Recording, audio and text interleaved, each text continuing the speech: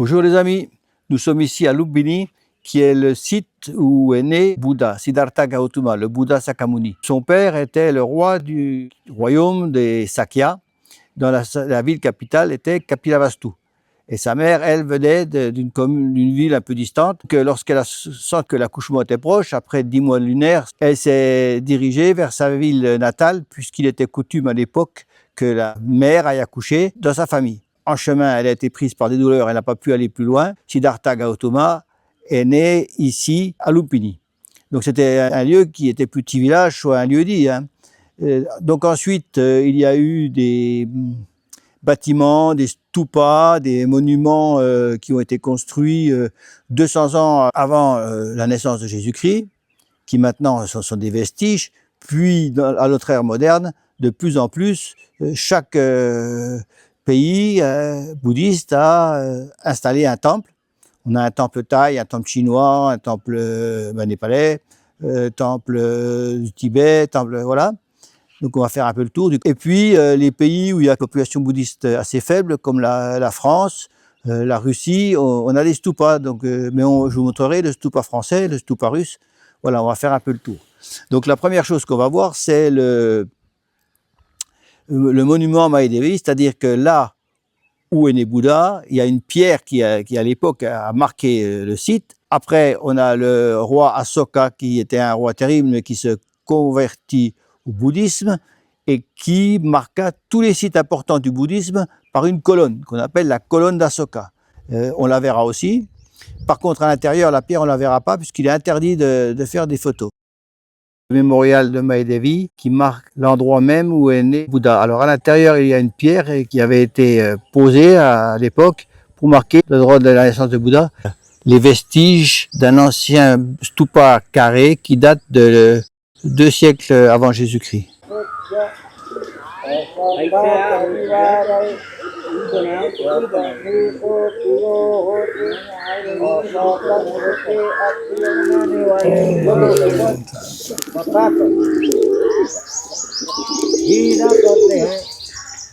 Voici le pilier d'Asoka, un pilier que le roi Asoka, lors de sa visite au site de naissance de Bouddha, a fait ériger comme dans tous les sites importants du bouddhisme, qui sont marqués par un pilier de ce type. Ce sont des prières. Et quand le vent passe, dans la tradition Mahayana, principalement tibétaine, le vent emporterait les prières.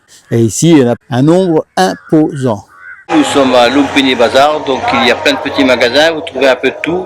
Et nous allons nous diriger vers la porte 5 pour nous rendre l'ensemble des temples. Lumbini Bazar, des hôtels, quelques commerces, plusieurs restaurants, des petits, et puis il y en a encore par là-bas, de l'autre côté. Les 2 rues là, c'est le bazar principal. Et moi je vais dans celui-ci, parce qu'il a des bonnes portions, et c'est correct, c'est bon. Donc c'est un restaurant végétarien.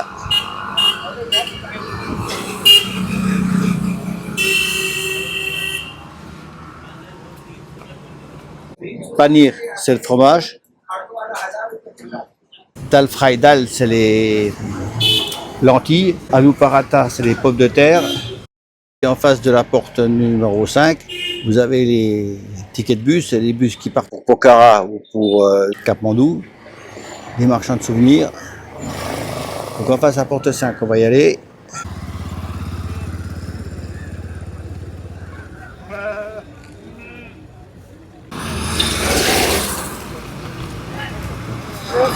Oh, not now.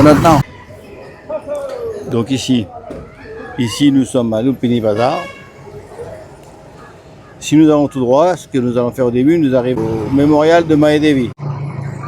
Donc moi je prends souvent ce raccourci et ici on arrive à la statue de Bouddha qui lève le doigt pour faire les 7 pas. Ensuite, ici on voit le canal.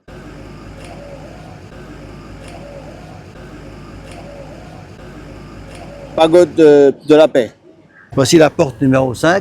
Donc ensuite, si on continue tout droit, on va aller jusqu'au mémorial de Mahadevi. Et il y a une bifurcation après le pont sur la droite qui permet d'arriver là où il y a la petite statue de l'enfant Bouddha. Vous croiserez sans doute des macaques Crésus. Le mieux, c'est de ne pas interagir avec eux, de ne pas les regarder. Et surtout, le repas, leur donner à manger, parce que comme il fait le jeune homme, là, il donne à manger, les petits finissent par attraper la nourriture avant les gros s'énervent, tout le monde est un peu sous tension. Et résultat, quand je marchais un peu plus loin, il y a un petit qui est tombé au sol, qui a poussé un cri de détresse en chutant, un réflexe. Et il y a un gros qui m'a chopé la jambe du pantalon. Donc j'ai été ni griffé ni mordu, néanmoins, j'ai fait un beau saut. Voilà. L'idéal, donc, c'est de ne pas les regarder et de ne pas s'en occuper. Donc après le pont, je prends sur la droite et j'ai fait une petite balade bien agréable. On voit des fois des mangoustes, on voit des troupeaux de chèvres avec les bergères. Au niveau de la statue, on a une zone qui est réservée pour les photos avec panneaux sur Lupini. Sur la gauche, on retourne au mémorial de Maelere. Là-bas au bout, la statue qui est derrière moi représente Siddhartha à sa naissance, qui s'est levé et aurait fait 7 pas en disant « Je suis le Bouddha Sakyamuni », la pagode de la paix. Donc pour s'y rendre, on a plusieurs solutions. On peut soit y aller, si on est pressé, on prend un petit taxi et puis on fait tous les temples et s'y centres d'intérêt. Et l'autre solution, à part y aller à pied, c'est de prendre un bateau qui vous emmène pas jusqu'à la pagode, mais il vous fait faire une bonne distance. Quand vous arrivez à la flamme de la paix, sur la droite, vous avez le temple de Thaïlande, du Cambodge, de l'Inde. Sur la gauche, on a les temples de la Chine, du Népal, le temple du Grand Lotus. Après, si vous allez tout droit, vous allez arriver à la pagode de la paix. Dans la partie qui est sur votre gauche, en allant vers le Stupa de la paix, nous allons voir les différents temples. La Chine, le temple du Grand Lotus de style tibétain, et le temple du Népal qui est derrière nous, le stupa de la France et le stupa de la Russie.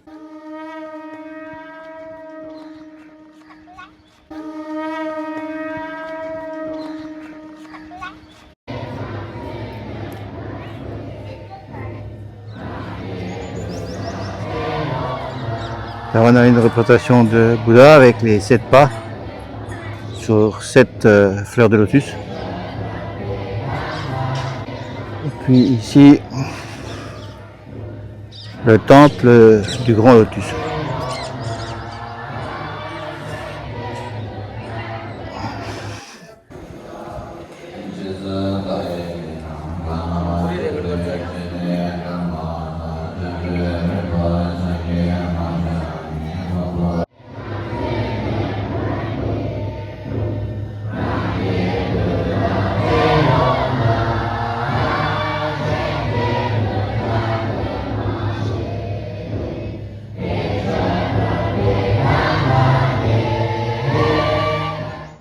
Ce temple possède de belles fresques, notamment des représentations de stupa de Burnat à Katmandou.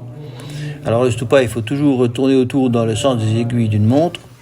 La roue de la vie tibétaine est une représentation du cycle karmanique de la naissance, de la mort et de la renaissance, illustrant les causes de la souffrance et le chemin vers la libération. Elle est tenue par le monstre Yama, le seigneur de la mort. La roue représente l'emprise de la mort sur tous les êtres vivants. Au centre, les 3 poisons. Un coq qui représente la convoitise, un serpent la colère et un porc l'ignorance.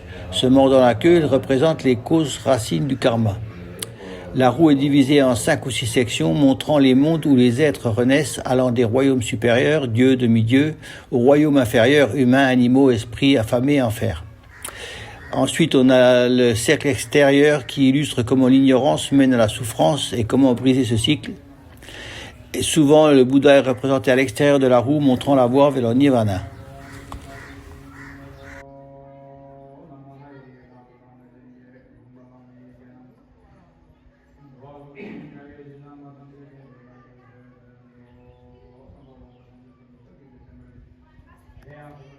Le stupa français en grès a été construit par l'Association française de bouddhisme qui est une branche de bouddhisme tibétain. C'est un peuple du sud de la Russie, d'origine mongole, les Kalmykias, qui a érigé ce stupa pour promouvoir la paix dans le monde. Cream show, ice cream. This choco, okay. Is it all chocolate? All chocolate. Okay. Le temple népalais, on remarque ici toute l'architecture classique népalaise comme à Katmandou avec le bois finement travaillé et la brique. Le bouddhisme Vajrayana au Népal est une tradition tantrique ancienne, souvent appelée la voie de diamant, visant l'illumination rapide en une vie grâce au tantra, mantra, mandala et rituels.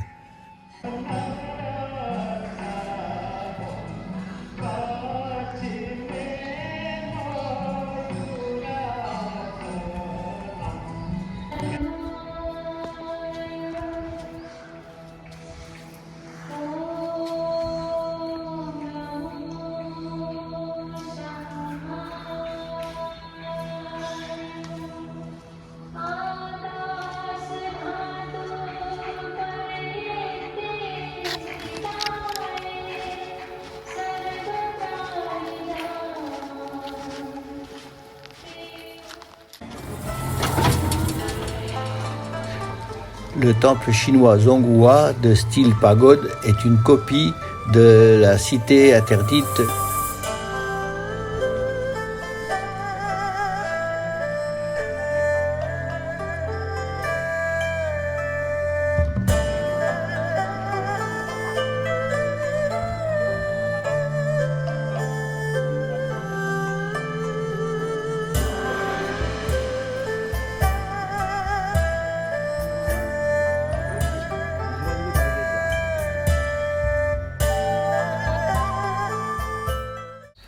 Le temple de Singapour est réputé pour son style architectural unique, coloré en rouge, blanc et bleu.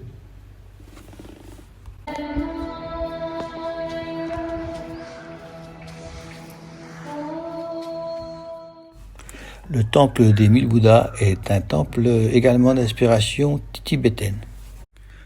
Comme dans l'hindouisme, la position des mains de Bouddha a une signification. Ça s'appelle des mudras. Le premier que l'on voit là, c'est le Dharma Chakra Mudra, qui signifie tourner l'art de la loi, et c'est le symbole des enseignements. Le second mudra, le Bhumi Sparsha Mudra, c'est la prise de terre à témoin qui symbolise l'ancrage, la stabilité, la victoire de la sagesse. C'est le mudra le plus employé dans les représentations de Bouddha. 200, hein?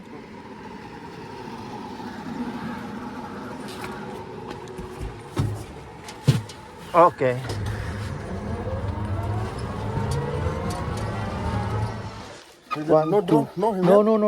No, thank you. Okay. Le temple du Cambodge, un très beau temple avec de magnifiques fresques à l'intérieur.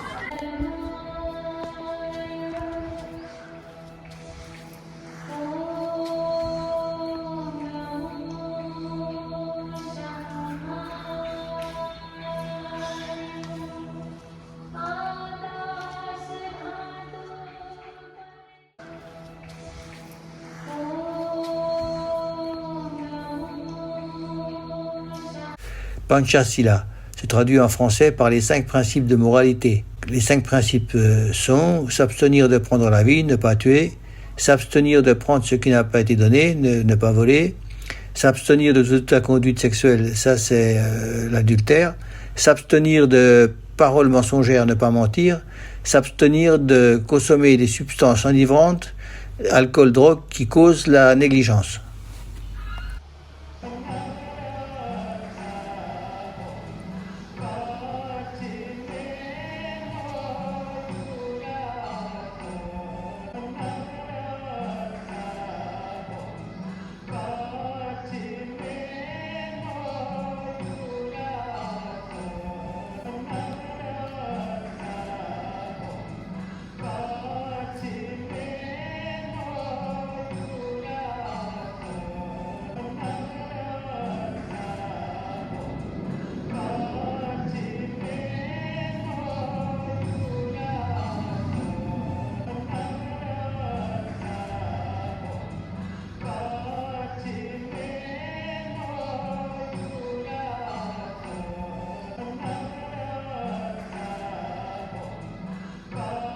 The Royal Thai Monastery c'est le temple de la Thaïlande.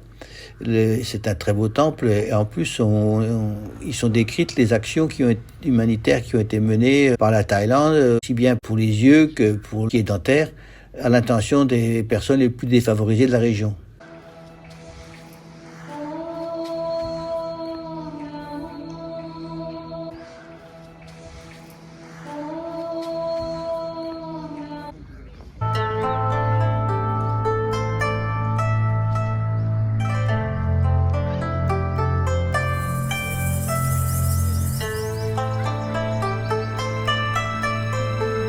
Ici, la maison aux lampes, allumer une lampe pour la paix dans le monde.